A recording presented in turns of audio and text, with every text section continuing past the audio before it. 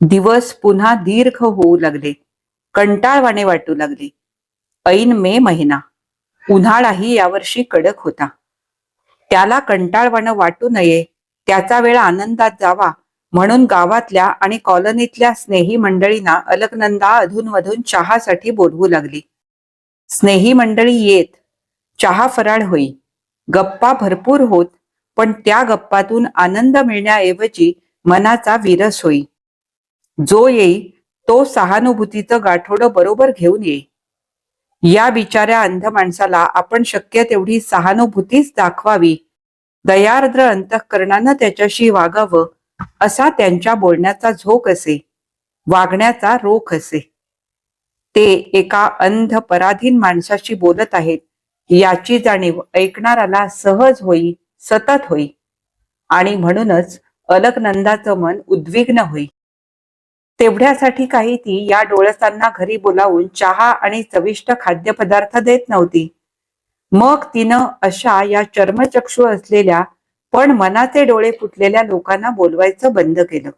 अशा या लोकांच्या बाबतीत शैलेंद्रचं दुःख मात्र अगदी वेगळंच होतं. ही मंडळी येऊन गप्पा रंगवीत, पण गप्पांचा विषय कुठचाही असला तरी हरदासाची कथा मूळ पदावर, तसं यांचं बोलणं युद्धभूमीवर येऊन थडके. युद्धात वेळोवेळी भारतीयांना माघार का घ्यावी लागली त्यावर तावातावानं चर्चा करीत, टीका करीत. अज्ञ अहंकारी टीकाकारांचं जिव्हास्त्र हे स्वयंचलित अस्त्रापेक्षाही भयंकर असतं आणि ज्या माणसाला विषयाचं सर्वांगीण ज्ञान नसतं, सखोल अनुभव नसतो, त्याची त्या विषयावरील टीका नेहमी अधिक जहाल असते. अशी मंडळी येऊन गेली की मग तो चुपचाप बसून राही. त्याला पुन्हा बोलकं करण्यासाठी अलकनंदाला कित्येक वेळा प्रयास पडत. अशा वेळी तो उद्विग्नपणे हसून म्हणे, अलू, क्रियेविण वाचाळता म्हणतात ना, ती ही. तुला ती म्हण माहीत आहे? माहीत आहे. शेळी जाते जीवानिशी, खाणारा म्हणतो ती वातड आहे, दुसरी कापा. अलू, या अशा लोकांना नेफाच्या बर्फाच्छादित डोंगरावर, दुर्गम झाडीत, भयानक दऱ्यात नेऊन उभं केलं पाहिजे. म्हणजे कोणत्या परिस्थितीत आम्हाला लढावं लागतं याचं त्यांना सत्य दर्शन होईल. टीकेबद्दल माझी मुळीच तक्रार नाही. सत्य परिस्थितीचा सखोल अभ्यास करून दोष दिग्दर्शन जरूर करावं, पण तिनं चिडून म्हटलं, सत्य दर्शनासाठी अशा लोकांना चांगलं मशीन गन्सच्या माऱ्यात उभं केलं पाहिजे. छे छे, तेवढंही नको. तेवढंही नको तर मग लष्करी गणवेश चढवून, कीट पाठीवर टाकून बर्फाळ सेलाखिंडीतून त्यांना 1 मैलभर चालत न्यावं, म्हणजे कळेल. शैलेंद्र हसला. तो प्रयोग करून बघायला हरकत नाही. परवा मकरंदचं पाहिलंच ना? मकरंद तिच्या मोठ्या नणंदेचा ज्येष्ठ पुत्र. ज्युनियर बीएच्या वर्गात होता. प्रकृतीनं चांगला ठणठणीत. तिनं म्हटलं, पाहिलं ना, ऐकत होते मी तुम्हा दोघांचं बोलणं. आपल्या पोटात दुखतंय असं डॉक्टरांना खोटं सांगून त्यांचं सर्टिफिकेट आणून एनसीसी सोडली. काय तर म्हणे पहाटे उठून परेड करायला जावं लागतं. केवढे कष्ट, किती कडक शिस्त. थोडा उशीर झाला तर क्रोलिंग करायला लावलं. ती शिस्त, ते कष्ट आपणास नाही झेपणार. न झेपायला काय झालं? चांगला दणकट आहे. सारा दिवस रेडिओ लावून सिने संगीत ऐकत बसतो आणि तऱ्हेतऱ्हेच्या फॅशन करून गावातून चक्रा मारतो. शैलेंद्र हसला, पण लगेच गंभीर होऊन त्यानं म्हटलं, अलू, मुलांचा दोष नाही. आजचे नवे संस्कार मुलांना दुर्बळ बनवीत आहेत. खरं म्हणजे मुलांना लहानपणापासून, अगदी प्राथमिक शाळेपासून लष्करी शिक्षण द्यायला पाहिजे. त्यांच्यातलं क्षात्रतेज जागृत केलं पाहिजे. त्यांच्यातली शूरवृत्ती विकसित केली पाहिजे. शौर्यातच उच्च गुणांचा उत्कृष्ट परिपोष होतो. मग तिने हे असे विकतचे दुखणे आणणारे चहा समारंभ बंद केले. त्याला रोजची सकाळी वृत्तपत्र, विविध पुस्तकं आणि मासिकं वाचून दाखवणं हे त्याचा वेळ घालवण्याचं एक प्रमुख साधन तिच्या हाती होतं. गावातल्या लायब्ररीतून ती नित्य पुस्तकं मागवी. काही तिनं तो आघाडीवर असताना वेळोवेळी विकत घेतली होती. संध्याकाळचा वेळ बागेत जाई. ती मुलांना जमवी. तो त्यांना गोष्टी सांगे. शैलेंद्रला संगीताची आवड होती. शाळेत असताना 3-4 वर्ष तो संगीत विद्यालयात जात होता. एक दिवस तिनं नवीन सतार खरेदी करून आणली आणि दुसऱ्या दिवशी सुप्रभाती त्याच्या हाती ठेवली. हे काय अलू? तुमच्या वाढदिवसाची आज ही भेट. दुपारी जोशी बुवा येतील, मी त्यांना सांगून आले. आजपासून संगीत साधनेला सुरुवात करा. अलू, अलू, त्याचा कंठ भरून आला. तिच्याविषयी वाटणारं गाढ प्रेम आणि कृतज्ञता पूर्वी तो वारंवार प्रकट करीत असे. पण अलीकडे केवळ या त्रोटक सकंप उद्गारात त्याचं मन व्यक्त होत असे. त्या दिवसापासून सतार वादनात त्याचा बराचसा वेळ जाऊ लागला. पण अलीकडे तो दिवसेंदिवस अंतर्मुख बनत चालला होता हे अलकनंदाला दिसत होतं. कसल्या तरी विचारात तो मग्न असे ते पाहून ती अस्वस्थ होई. उन्हाळा संपला, पावसाळा सुरू झाला. आकाशात मेघांचा गडगडाट सुरू झाला. ती संध्याकाळची वेळ होती. अलकनंदा त्याला काही वाचून दाखवत होती. बाहेर आषाढ मेघांनी आकाश अंधारून आलं होतं. तेवढ्यात मेघांचा गडगडाट झाला. तो प्रचंड गडगडाट कानी पडता शैलेंद्र ताडकन उठला आणि तिथल्या तिथं फेरा मारू लागला. पाठीमागं हात जुळवून तोंडानं काही पुटपुटत जोर जोरानं फेऱ्या मारू लागला. तिला एकदम नेपोलियनचं चित्र आठवलं. त्याच्या बेचैनीचं कारण तिच्या लक्षात येऊ लागलं. अलीकडे तो अंतर्मुख का असतो याचा तिला उमज पडला. तो मोठ्यांदा बोलू लागला. आमच्या पवित्र भूमीत घुसणाऱ्या युद्ध पिपासू शत्रूंच्या गोळीबाराचा हा गडगडाट. असंख्य रणगाडे येत आहेत. वारुळातून मुंग्या बाहेर पडाव्यात तशा शत्रू सैन्याच्या डिव्हिजन्स हातात मोटर्स, तोफा, मशीन गन्स घेऊन पुढे सरकत आहेत. असंख्य रणगाडे घरघरात येत आहेत. पण आमची पवित्र भूमी त्यांच्या पायांनी विटाळू द्यायची नाही ही आमची जिद्द आहे. आमच्या जवानांचं शौर्य अतुल आहे. त्यांचं मनोधैर्य अचल आहे. त्याचा आवाज चढला होता. त्याचं गौरमुख लाल बुंद झालं होतं. अंगावर चढवलेला लष्करी गणवेश ठाकठीक करावा अशा काहीशा हाताच्या हालचाली तो करीत होता. तिनं हलकेच त्याला हाती धरून म्हटलं, ढगांचा गडगडाट आहे हा. तुम्ही आपल्या घरी इथं आपल्या घरकुलात आहात. तिनं त्याला हलकेच कोचावर आणून बसवलं. तो भानावर आला. सत्य परिस्थितीची त्याला जाणीव झाली आणि दीर्घ निश्वास टाकून तो एकदम स्तब्ध झाला. त्याच्याजवळ अलकनंदाही तशीच स्तब्ध बसली होती. काहीतरी बोलावं, त्याचं मन शांत करावं असं तिला वाटत होतं. पण त्याच्या अंतरीच्या वेदनांचा तो स्फोट पाहून ती अवाक बनली होती. त्याची कर्तव्याची जाणीव किती प्रखर, प्रसंगी कशी कठोर होती याचा तिनं अनुभव घेतलेला होता. त्याला लष्करी पेशा अतिशय प्रिय होता. त्याच्या साहसी वृत्तीला तो पोषक होता. त्यानं मिलिटरीत जावं अशी त्याच्या वडिलांची इच्छा नव्हती. त्यानं इंजिनियर व्हावं. पण शैलेंद्र BSc झाला आणि सरळ मिलिटरीत गेला. निधड्या छातीचा, कल्पक बुद्धीचा शूर सेनानी म्हणून त्यानं ख्याती मिळवली होती. त्याचा भविष्यकाल फार उज्ज्वल होता. थोड्या वेळानं त्यानं म्हटलं, अलू, सैनिक शरीरानं पंगू झाला, निकामी झाला तरी त्याच्यातली वीरवृत्ती मरत नाही. पराक्रमाची आकांक्षा नष्ट होत नाही. शौर्यरस आटत नाही. ते कळत का नाही मला? पण दैवानं जर असा डाव साधला. पण दैवाचं केवढं हे क्रौर्य. आता मी आघाडीवर असायला हवं. अलू, जीवाची कोण तडफड होते आहे माझ्या. पाण्याबाहेर काढून टाकलेल्या माशाप्रमाणे माझं मन रात्रंदिवस तडफडत आहे. त्याच्या स्वरात अशी काही वेदना भरली होती की तिचे डोळे टचकन भरून आले. डोळे पुसून स्वर सावरून तिनं म्हटलं, पण माशापेक्षा माणूस श्रेष्ठ असतो हे तर खरं ना. तो क्रियाशील असतो तोपर्यंत श्रेष्ठ. अलू, निष्क्रियता माणसाचं सारं श्रेष्ठत्व हिरावून घेते. खरी शूरवृत्ती जीवनातल्या कुठल्याही अपयशानं खचत नाही, माघार घेत नाही. प्राप्त परिस्थितीत जीवनात आनंद निर्माण करून ते सुसह्य बनवणं, त्या बाबतीत तू अलौकिक आहेस, वीरांगना आहेस. म्हणूनच मला वारंवार वाटतं. काय वाटतं? माझ्या निष्क्रिय मृत जीवनात तू निरर्थक जखडून पडली आहेस. ती झटकन उठली आणि म्हणाली, जोपर्यंत मला तसं वाटत नाही तोपर्यंत तुमच्या वाटण्याला काही अर्थ नाही. पुन्हा असं बोलू नका, मनात सुद्धा आणू नका. बोलता बोलता तिनं त्याच्या हाती सतार आणून दिली. ही घ्या, हिच्यात चित्त गुंतवा. आज सकाळी गुरुजी सांगून गेलेत ना की रोज 2-2 तास तरी प्रॅक्टिस करायला हवी.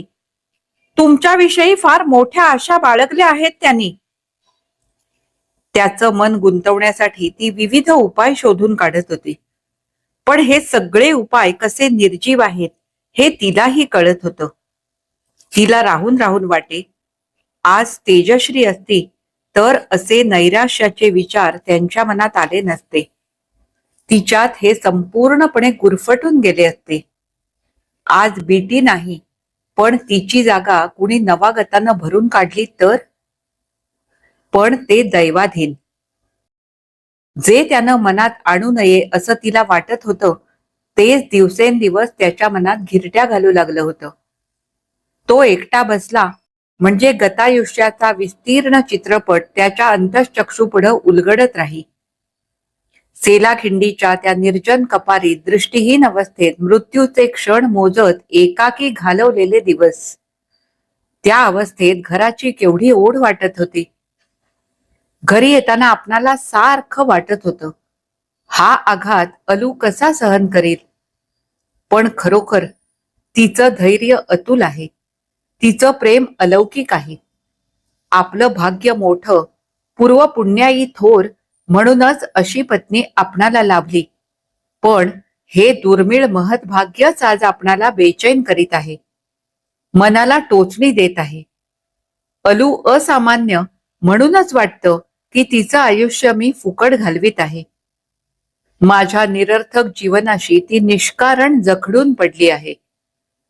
मी आल्यापासून ती 4 भिंतींच्या आत कोंडली गेली आहे. ती कुठं बाहेर जात नाही, नाटक सिनेमा पाहत नाही, उत्सव समारंभात भाग घेत नाही, मैत्रिणींबरोबर सहलीला जाण्याचं टाळते. जीवनातल्या सगळ्या सुखांकडे ती पाठ फिरवून बसली आहे अशा या ऐन तारुण्यात. दृष्टी असून नेत्रसुख तिनं दूर ढकललं आहे. धृतराष्ट्र आंधळा म्हणून गांधारीनं जन्मभर डोळ्यांवर पट्टी बांधली होती. पण माझी अलू डोळे उघडे ठेवून दृष्टीहीनाचं जीवन जगते आहे. पण तिचा हा आनंद, हा अतुलनीय स्वार्थत्याग माझ्या मनाला डागण्या देतो आहे. माझ्या बरोबर तिला अशा तऱ्हेनं अंध बनवणं, तिला जन्मभर जखडून ठेवणं, ऐन तारुण्यात सगळ्या सुखाला पारखं करणं, हे क्रौर्य आहे. जिवंतपणे तिचं मन अशा तऱ्हेनं मारून टाकणं ही भीषण हत्या आहे, ही अक्षम्य अमानुषता आहे. आज बीटी असती तर या अंध आयुष्यात केवढा प्रकाश आला असता. जीवनाचा प्रवाह पुढं सरकत राहिला असता. पण आज तो प्रवाह कुंठित झाला आहे. चारी बाजूनी अंधकार पसरला आहे. या घनघोर अंधकारात अलूला मी डांबून ठेवलं आहे. तिच्या डोळ्यांवर मी पट्टी बांधली आहे. बाहेरच्या प्रकाशापासून तिला पारखं केलं आहे. का असं मी केलं आहे? काय अधिकार आहे मला? केवळ मी तिचा नवरा म्हणून? मी युद्धभूमीवर असताना अलूच्या एका पत्रात एक काव्यपंक्ती होती. नको क्षुद्र शृंगार तो दुर्बळांचा, तुझी दूरता त्याहुनी साहवे. त्यावेळी या काव्यपंक्तीने माझं शरीर कसं रोमांचित केलं होतं. रक्ताचा थेंबन थेंब कसा उत्तेजित झाला होता. ते शब्द नव्हे, माझ्या पराक्रमाचा तो गौरव, माझ्या बलशालीपणाचं ते पूजन. पण आज माझ्या पराक्रमाचे पंख छाटले गेले आहेत, अगदी मुळापासून छाटले गेले आहेत. पुन्हा ते फुटण्याची किमपीही आशा नाही. माझ्या शरीराचा अणू रेणू दुर्बळ बनला आहे आणि दुर्बळाला नेहमी क्षुद्राची अवकळा येते. हो, अगदी सत्य आहे. दुर्बलता म्हणजे क्षुद्रता. त्या काव्यपंक्ती हेच अलूच्या मनाचं सत्य दर्शन, तिच्या वृत्तीचं प्रतीक. त्या काव्यपंक्ती तिच्या स्वभावाचं तेच खरं रूप. तिच्या साहसी वृत्तीची हीच चिरस्थायी धारणा. अलू, माझी अलू कोहिनूर आहे. पण जर मुकुट धुळीत पडला, कोंदण मोडलं, तर तो हिरा तिथंच ठेवण्यात काय अर्थ आहे? त्याला शोभेल त्या अमोल रत्नाची झळाळी वाढेल अशा कोंदणात त्याला बसवणं योग्य नाही का? दुसरं कोंदण? दुसरं कोंदण. हेमंत मध्ये आला होता तेव्हा अलू आनंदात होती. हेमंत तिचा बालमित्र. अद्याप तो अविवाहित आहे. लग्नच करीत नाही. का बरं? का तो आला होता? तेव्हा या बाबतीत त्याला 2-4दा विचारलं, पण प्रत्येक वेळी हसून हा विषय तो उडवून लावित असे. का? कदाचित अलूवर त्याचं प्रेमभंग. हो, शक्य आहे. त्यावेळी अलूनं त्याची मागणी झिडकारली असेल. तिच्या साहस वृत्तीला त्यावेळी तो गौण वाटला असेल. पण आज परिस्थिती पालटली आहे. आज तोच तिला योग्य आहे. हेमंत. त्याच्या हृदयात खोल कुठतरी तीव्र असह्य वेदना उमटली. त्यानं दीर्घ निश्वास सोडला. हेमंत. कसला विचार करत आहात एवढा? केव्हाची हाका मारते आहे. जेवण निवून चाललंय. तो हसला. उठत म्हणाला, कृती करण्याचं काही शिल्लक उरलं नाही म्हणजे माणूस विचार करीत राहतो. बंदूक घेऊन लढाई करणं म्हणजेच काही कृती नाही. करणाराला 1000 कृती. तुम्ही.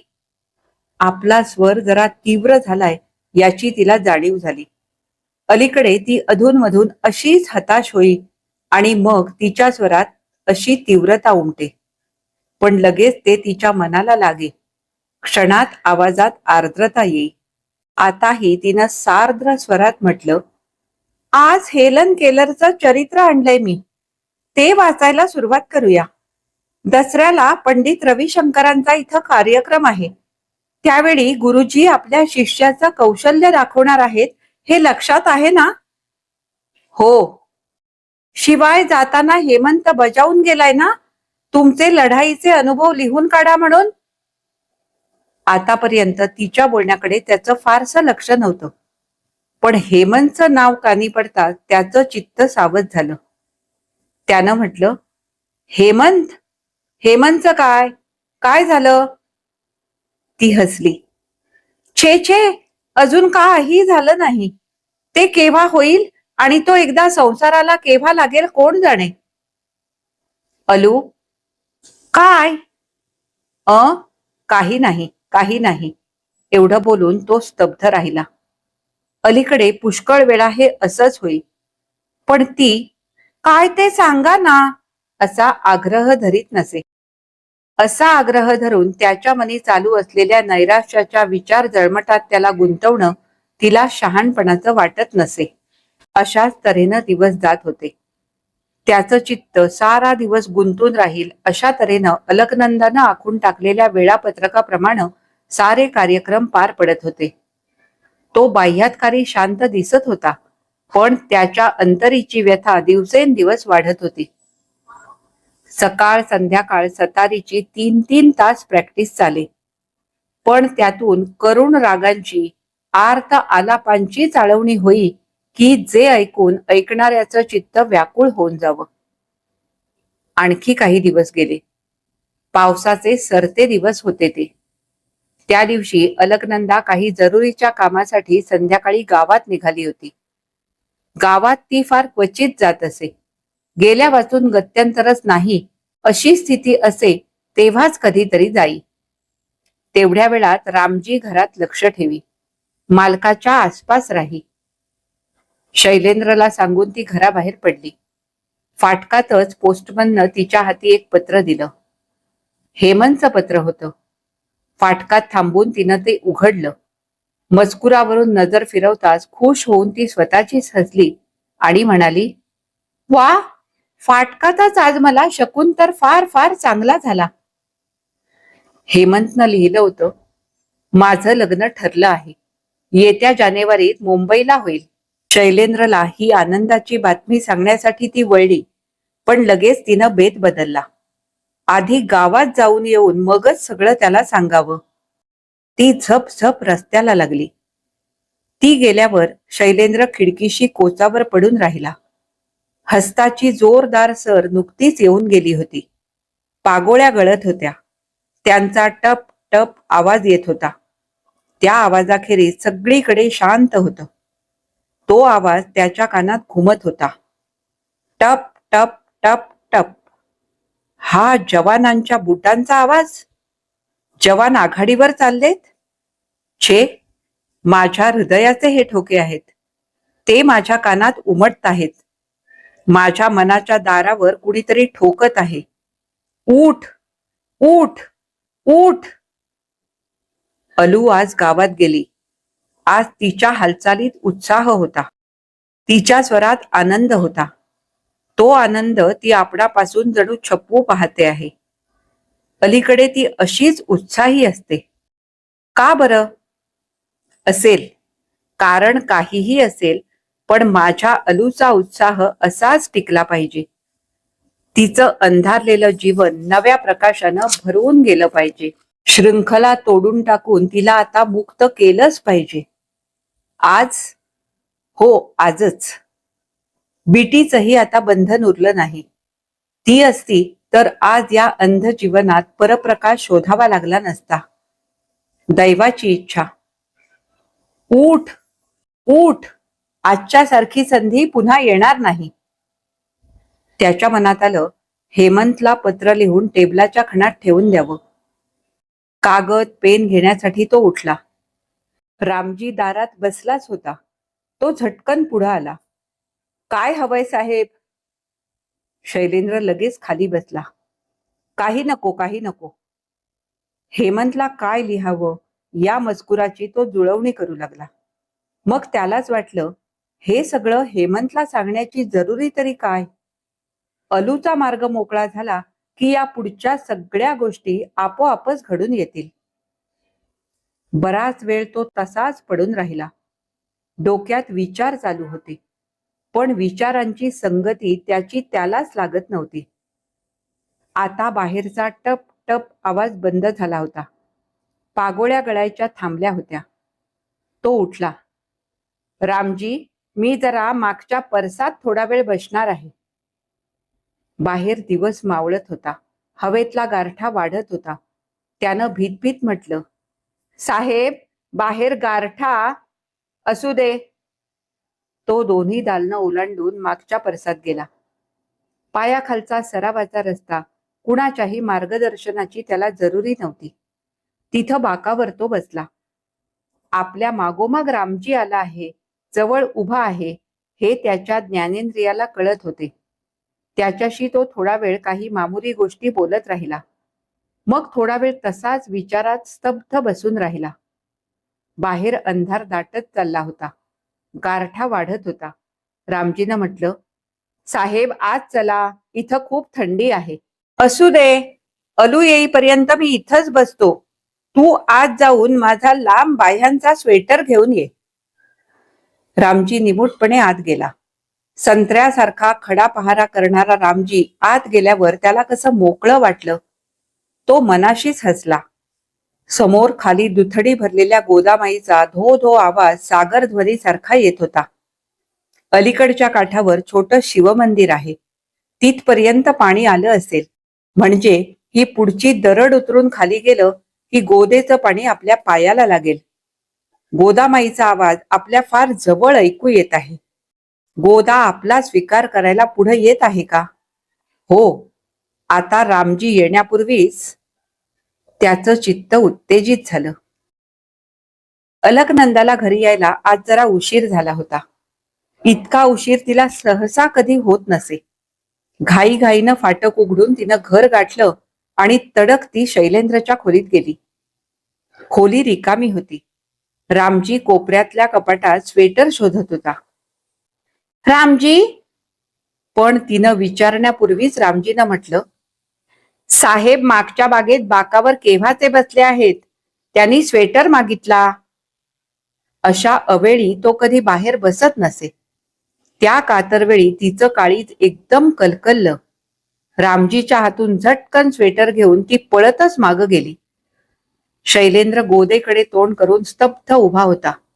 छे, तोंडानं काही पुटपुटत होता. पुढं होऊन तिनं झटकन त्याच्या अंगाभोवती स्वेटर घातला आणि स्निग्ध स्वरात म्हटलं, थंडी वाजते ना, पण आपण जरा इथंच बसूया. त्याला हाती धरून तिनं बाकावर बसवलं. स्वतःही ती त्याच्याजवळ बसली. तिनं म्हटलं, डॉक्टर कुमुदिनी जोशींकडे गेले होते, तिथं जरा वेळ लागला. तिच्या स्वरात उत्साह होता, उल्हास होता, पण त्याच्या कानांना ते जाणवत नव्हतं. त्यानं म्हटलं, डॉक्टरीनबाईंनी तपासलं. त्या म्हणाल्या, तुमचा अंदाज बरोबर आहे. तुम्ही. तिच्या स्वरात अशी काही विलक्षण आतुरता होती की त्याचं लक्ष एकदम तिकडे वेधलं. काय म्हणालीस? डॉक्टरीनबाईंकडे गेली होतीस? म्हणजे म्हणजे हो, तेच. गेला महिनाभर मला तसं वाटत होतं, पण म्हटलं डॉक्टरीनबाईंकडून खात्री करून घेऊन मगच तुम्हाला सांगावं. बोलता बोलता ती त्याच्याजवळ सरकली. त्याचा हात आपल्या हाती घेऊन तिनं स्निग्धपणे म्हटलं, आता आपल्या जीवनात नवा प्रकाश येणार आहे. आता आपलं सारं आयुष्य बदलून जाईल. नव्या आशा, नवा आनंद. आता यापुढं दिवस कंटाळवाणे वाटणार नाहीत. आपली बेटी पुन्हा येणार. ती भराभर बोलत होती, अमाप उत्साहानं बोलत होती. त्याच्या अंधारलेल्या दृष्टीसमोर नवी प्रकाश रेषा दिसू लागली. त्यात आतापर्यंत मनाला घेरून बसलेले सगळे विचार लुप्त झाले. पोकळ मनात नव्या आशा भरू लागल्या. तिचा हात घट्ट धरून त्यानं आतुरतेनं म्हटलं, अलू, खरंच आपली बेटी येणार? बेटी पुन्हा येणार? हो ना. तो उल्हसितपणे हसला. अलू, पण मुलगीच कशावरून? कदाचित मुलगा.